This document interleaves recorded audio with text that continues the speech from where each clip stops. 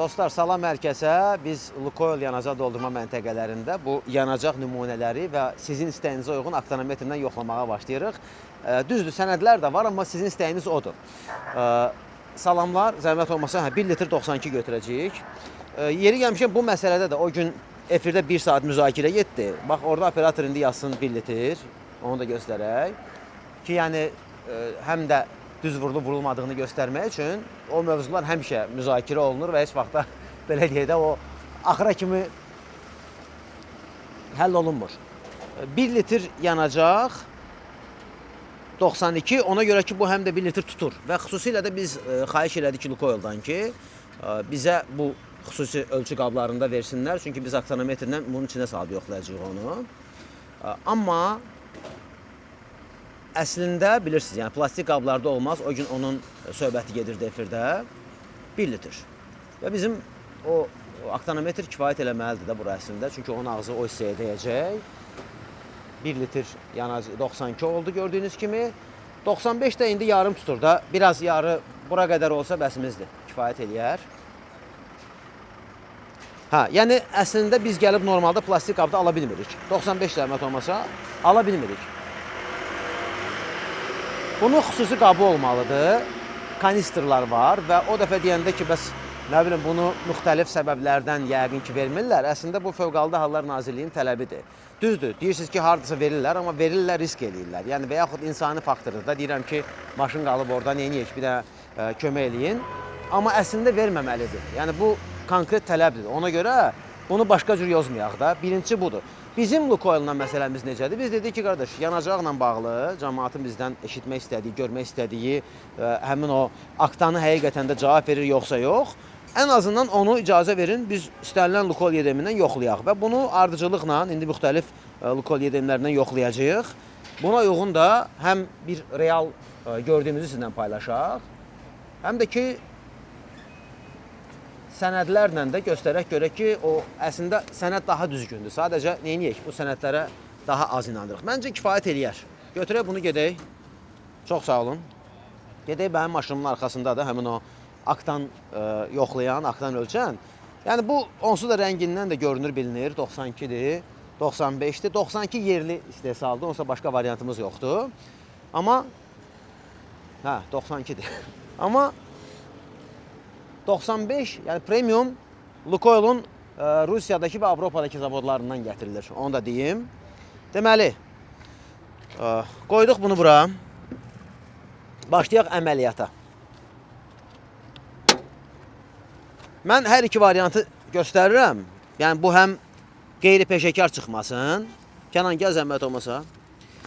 Bu sırf sizin istəyinizə görə bunu keçən həftə biz aldıq, gətirdik. Əlövsət usta getmişdi Moskvaya. Sifariş elədik oradan, sağ olsun aldı. Bu həmin o aktonometrdir, hansı ki əslində bu ancaq oktan ədədini yoxlayır da, bu başqa bir şey yoxlamır. Və bununla biz yanacaq yaxşıdır və ya pisdir deməyimiz əslində düzgün deyil. Amma dinləyicilər, izləyicilər deyirlər ki, qardaş, bununla yoxla, biz bunu ən azından oktanını görək. Dedim, yaxşı, elədirsə, gördüyünüz kimi, indi bunun hər şeyi üstündə, qapağı üstündə bunu belə yandıracağıq. Dədə-baba qaydası ilə bu sıfırlanır və biz onu artıq yanacağa salırıq. Amma yəni bunun da filtri var, onu təmizləyən, gördüyünüz kimi sənədi, nə bilim, zəmanəti və s. Yəni bu şəkildə gəlib bizə. Ona görə də göstərirəm ki, bunu yenicə almışam. Əslində isə Lukoil'un təqdim elədiyi, yəni bu yanacağı ölkəyə gətirəndə təqdim elədiyinə də ona da bərabər baxacağıq. Bu sıfırdır gördüyünüz kimi. Biz başlayaq birinci 95'in oktan ədədinə baxmağa. 95 bu havalarda hələ ki nəsə qatıb qatışdırıb.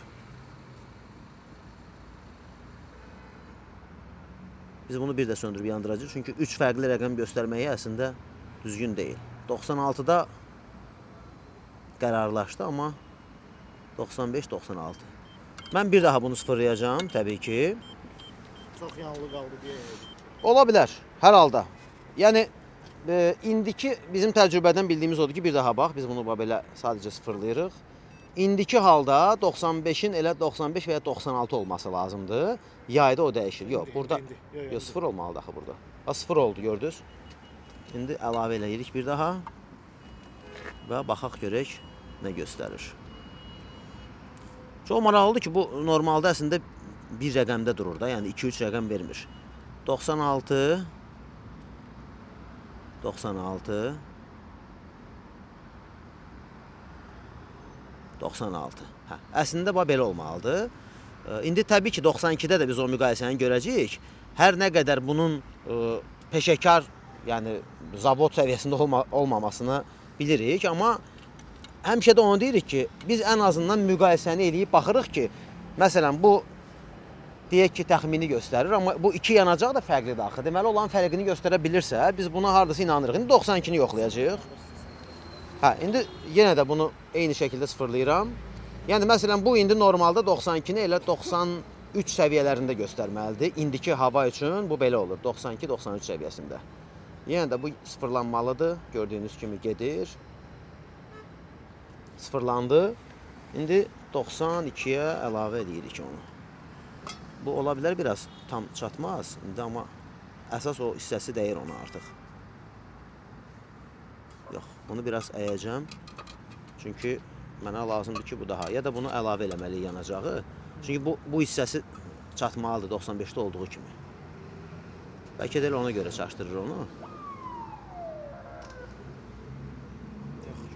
Görmür. Deməli, buna 92-ni əlavə eləməliyik biraz da. Hə. Buna əlavə eləyək, amma onu göstərir. Ona görə ki, bu əsasən bura qədər gəlib çatmalıdır ki, onu ölçə bilsin. Ona görə biz icazənizlə buna 92-ni əlavə eləyək biraz. Mən aparım əlavə eləyim gətirim. Hə, amma 95-imiz normaldır. Balaca 92 əlavə eləyək, zəhmət olmasa.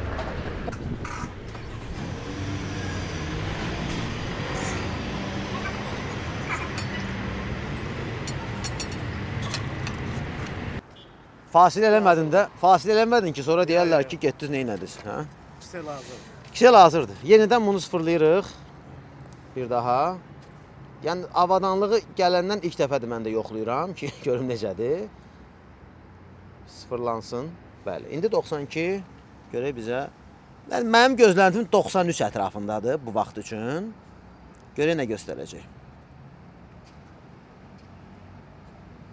Nəzərə alaq ki, 92 yerli istehsaldır. Burada başqa variantımız onsuz da yoxdur. Hələ buna Lukoil Ekto əlavə eləyir. Amma o oktana təsir edən bir şey deyil. Onu da bir daha deyim. Bu da fikir verin, bayaqki kimi bir neçə rəqəmlə fırlanır. Növbəti dəfə biz onu bir daha yoxlamalı olacaq. Bayaqki də belə gəldi, 92-də dayandı. 91-də, 92-də.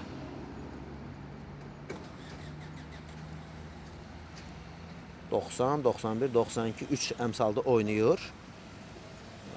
Və bizim bu neft emalı zavodunda nə baş verir, onu onsuz da bilmirik. Ona görə də bir daha baxaq buna. Orada nədirsə aparatda da olur. Yox, indi məsələ nədədir? Həmişə onu deyirəm də. Deyək ki, biz də deyirik, biz demirik ki, bu peşəkardır, bu %100'dür. Amma ən azı bu ikisinin fərqini göstərirsə, həm burada yedəyimi satan, yanacağı satan tərəf yedəyim, həm şirkət, həm də ümumiyyətlə də bu neftə. Məsələn, indi onu deyirlər ki, nə yaxşı ki, yerindən xaricdən gətirilir. Bir daha sıfırlayıram. Artıq məncə bu hər ikisi üçün son göstərici olacaq.